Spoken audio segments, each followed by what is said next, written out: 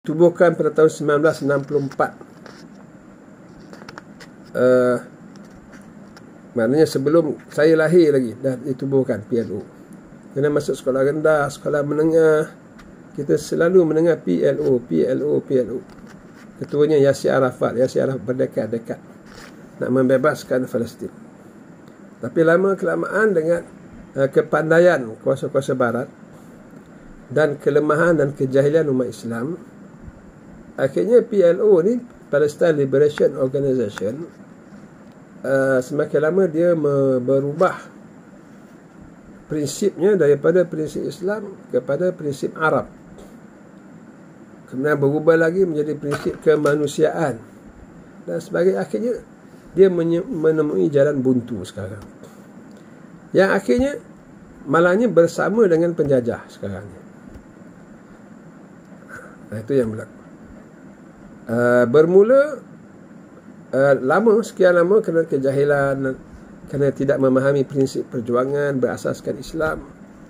Tapi dia menjadi official mengiktiraf Israel pada perjanjian Oslo yang saya cerita sebentar tadi. Itu pada tahun 1993. Kononnya untuk mendapatkan Jerusalem sebagai ibu negara Palestin pada tahun 96 selepas 3 tahun. Kononnya untuk mendapat penyelesaian melalui perbincangan dan proses-proses perdamaian, yang akhirnya tidak ada perdamaian tanpa melalui pengorbanan. Tidak ada jalan pendek. Nak ikut jalan pendek akan menyeleweng. Tapi Allah Subhanahu Wa Taala telah mentakdirkan sebelum perjanjian Oslo tahun 1993 itu, 6 tahun sebelum itu, tahun 1987, gerakan Ikhwan Muslimin di Mesir telah menubuhkan gerakan Hamas, Harakah Muqawamah Islamiyah, gerakan penentangan Islam, yang diketuai oleh Syekh Ahmad Yasin. Ditubuhkan Hamas pada tahun 1987. Setelah melihat PLO telah mula berubah asas perjuangan, tidak lagi berfikir macam mana yang sepatutnya. Sebab itu kefahaman terhadap isu Palestin ini sangat penting. Dan insyaAllah minggu depan pada hari dan waktu yang sama kita akan cuba analisa lagi dan cuba melihat isu ini berasaskan Islam. Jadi bila ditubuhkan Hamas pada tahun 1987, rakyat Palestin mempunyai dua pilihan, sama ada PLO ataupun Hamas. Tapi Hamas sebuah gerakan yang baru. Tapi PLO ketika itu dah mula nak berdamai. Istilah damai itu dah menjadi popular. Sedangkan pembunuhan, pengusiran terus berjalan. Jadi rakyat Palestin nampak bagaimana penyelesaian ini melalui perjanjian damai, perbincangan dan sebagainya. Sedangkan satu demi satu kampung dia diruntuhkan, dibina bangunan-bangunan baru, taman-taman baru untuk orang Yahudi. Itu dipanggil settlement. Taman baru menggantikan rumah-rumah kampung. Ambil tanah macam tu saja. Walaupun ada geran zaman kerajaan Osmaniyah tu masih ada sampai sekarang. Geran semua tak pakai. Kemudian pembunuhan demi pembunuhan. Akhirnya rakyat bangkit di bawah pimpinan Hamas. Bermula dengan intifadah, kebangkitan pada tahun 1987. Sebaik saja penubuhan Hamas. Masa itulah penentangan dengan batu. Baling Yahudi, baling batu. Bukan sahaja menghina penjajah, tetapi menggambarkan penolakan cara perdamaian dalam keadaan musuh berada di dalam negara.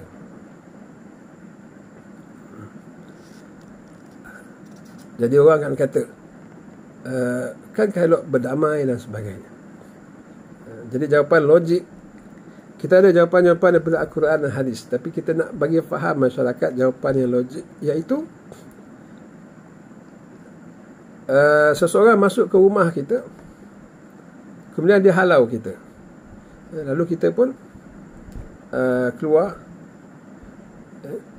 Kemudian setelah berjalan 5 tahun, 10 tahun, kita datang balik ke rumah kita, orang jahat tu masih berada di rumah kita, sedangkan tu rumah kita. Lalu hati kita menjadi lembut, na'udzubillah, kita tak rasa lagi dia telah mengampas rumah kita. Dia ada hak berada di rumah kita.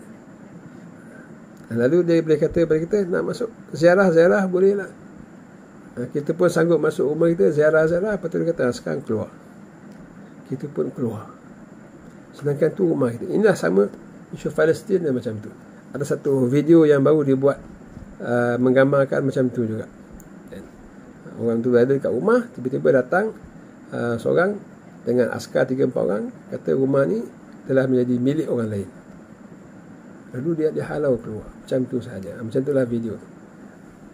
Jadi, tapi lama kelamaan orang tu kata macam inilah. Apa kata kalau kita berdamai? Sedangkan dia masih berada dalam rumah. Dia bercakap dengan kita di tingkap rumah kita. Daripada tingkap tu kata, apa kata kita berdamai, dan dia hulur tangan, dan kita pun sambut tangan dia, dan kita pun bersalam. Jadi kita bersalam, kita pun berdamai dengan dia, berdamai dalam keadaan dia dalam rumah kita.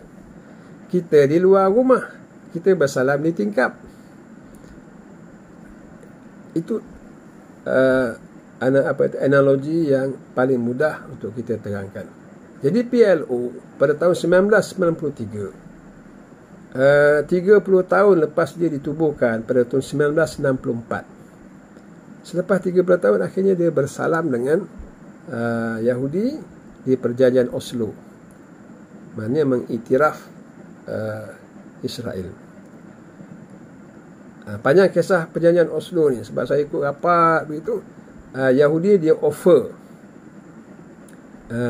dua tempat, Gaza dengan Areha. Areha ni sempadan Jordan, Gaza ni sempadan Mesir. Kepada PLO, selama ni Yahudi tak bagi langsung PLO apa, tak apalah kami bagi. Tebing barat pusat dia di Areha, pintu masuk ke Jordan dan di Gaza. Kamu jadi ketua kat situ. Dan Yahudi tidak sebut negara Palestin. Yang disebut adalah the Palestinian Authority, pihak berkuasa Palestin. Dan sampai sekarang bahasa itu digunakan.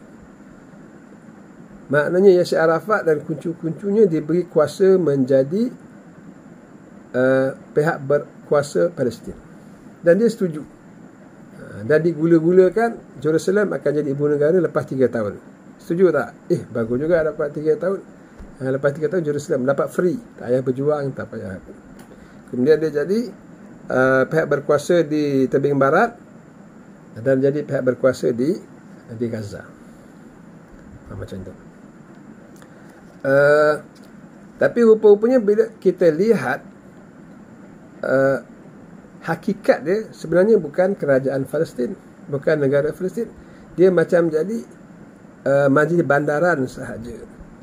Yang PLO rasa dah dapat sebuah negara yang diperjuangkan selama ni. Rupa-rupanya Yahudi hanya bagi status dia macam majlis bandaran. Bahkan sebenarnya bukan majlis bandaran pun. Selepas apa yang berlaku, rupanya menjadi polis sahaja. Dan polis tu pula, polis apa? Polis mencari orang Hamas. Jadi setiap balai-balai di tebing barat dan balai-balai di Gaza, ketika itu ada pihak berkuasa PLO, ada CIA dan ada pihak perisik Mossad. Mereka bekerja sama. Itulah autoriti yang diberi kepada PLO. Dan PLO gerakan dia pada hari ini dipanggil Fatah. Gerakan Fatah. Jadi mereka diberi kuasa, sebenarnya kuasa untuk mengawasi gerakan-gerakan Islam. Itu sahaja kuasa mereka. Dan menyampaikan maklumat kepada Yahudi dan Yahudi tangkap gerakan-gerakan Islam. Kemudian ditakdirkan bila buat pilihan raya menang Hamas, kalah Fatah. Lalu Hamas memerintah di Gaza. Fatah tak nak bagi kuasa dan dia terus memegang tebing barat pada hari ini. Jadi Hamas pegang Gaza, Fatah pegang tebing barat. Pendek katanya, kalau kita mengambil penyelesaian selain daripada penyelesaian Islam, kita ambil penyelesaian itu penyelesaian bangsa, tanah Arab. Tidak ada takwa itu kalau bangsa semata-mata bangsa. tidak berdasarkan ketakwaan, dia berdasarkan warna kulit dan keturunan. Maka di situ bermulalah penyelewengan. Lebih jauh lagi kalau kita berhadapan dengan isu Palestin ini di atas dasar kemanusiaan, human rights dan sebagainya, itu semua juga akan membawa kita kepada jauh daripada isu dan penyelesaian yang sebenarnya. Semua umat mesti kembali kepada penyelesaian Islam. Penyelesaian yang ditunjukkan oleh Rasulullah sallallahu alaihi wasallam, yang disebut di dalam Quran, yang disebut di dalam hadis, yang disebut dalam banyak kitab-kitab yang ditulis oleh para ulama. Dan insya-Allah kita berjumpa di minggu hadapan, di hari Rabu di masa yang sama, insya-Allah pukul 9, untuk kita melihat isu Palestin ini melalui kacamata Islam. Kita akhiri dengan tasbih kifarah dan surah Al-Asr. Subhanakallahumma wa bihamdik, asyhadu an la ilaha illa anta, astaghfiruka wa atubu ilaik. Bismillahirrahmanirrahim. Al-'asr innal insana lafi khusr illa alladhina amanu wa 'amilus shalihat wa tawassaw bil haqq wa tawassaw bis sabr. Assalamualaikum warahmatullahi wabarakatuh. Sama-sama. Waalaikumsalam warahmatullahi wabarakatuh. Sama-sama. Jumpa lagi. Terima kasih Ustaz. Allah. Assalamualaikum warahmatullahi wabarakatuh. Selamat malam Ustaz. Selamat malam. InsyaAllah jumpa minggu depan, insyaAllah.